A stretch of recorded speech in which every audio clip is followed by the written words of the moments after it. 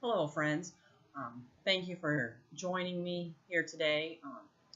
I know the topic there, like I said in that opening paragraph, a study on sin, maybe doesn't sound that exciting, like my daughter said, but yet I think if we are really serious about wanting to grow as believers, it's a topic that we need to tackle continually because sin is something we're going to struggle with from now until we go to heaven. So, with that said, just a little bit here.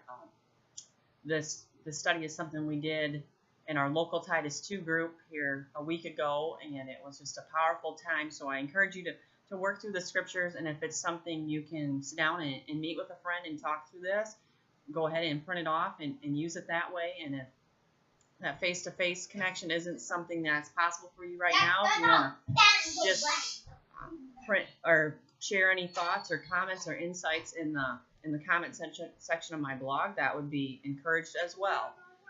As I was studying and preparing and putting this lesson together, and I have some helpers here tonight as I'm taping this, as I was putting this together, a quote from my old basketball coach came to mind. When it was my senior year in high school, the team was doing pretty well, and we lost a close game by 1 point, easily a game we could have won. We walked in the locker room, and all of us who'd been on the floor knew we could, we would have not made that foul, or we wouldn't have had the turnover, or, we wouldn't have missed that one basket, something. We could have all looked and erased one mistake. The game would have had a different outcome. So we were all sitting there waiting for words from the coach, and he simply just said, when you lose, you should feel bad. Those are words none of us wanted to hear, but they are words that, as a competitor, as an athlete, somebody who's striving to win, striving to reach goals and just improve every time you step on the court, when you fall short, the natural response is you feel bad. And as I've grown in my faith and come to know the Lord since then, I've kind of twisted that phrase and thought about it. When you sin, you should feel bad. Because in Psalms 51, we learn that when we sin against God and God alone. Our sin is against Him. We may think, I just sinned against my husband, or I yelled at my kids and sinned against them, or whatever the case may be. The guy as I'm driving down the road, but all of our sin is ultimately against God, and it hurts His heart. That's not what He created us for. So I think getting a better understanding of sin, and then the ultimate major focus or biggest part of this lesson that you're going to find as you work through it is on overcoming sin. Because as I shared in a previous blog post, I just shared one of those struggles. What's wrong with me? And what's wrong with me is I'm a human being with a flesh that sins, and that's what I'm prone to do.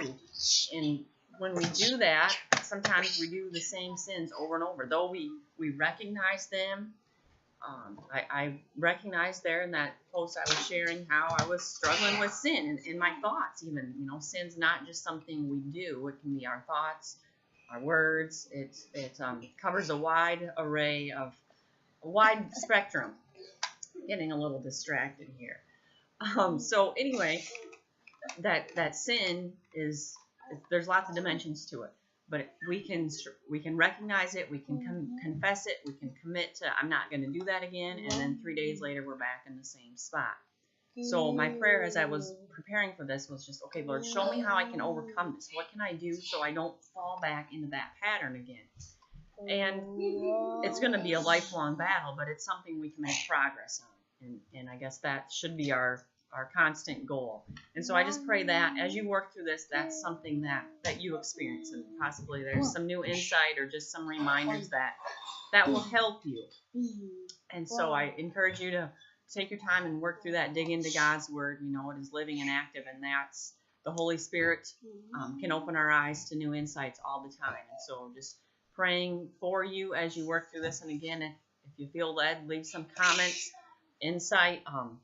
We can all definitely gain from each other's experiences and insight, and just how God has worked in your life. So if that's something you feel led to do, go ahead and feel free to do it. So thank you for joining me, and just let me know if you have any questions in the comments, or you can email me at jillbarron@yahoo.com. Thank you.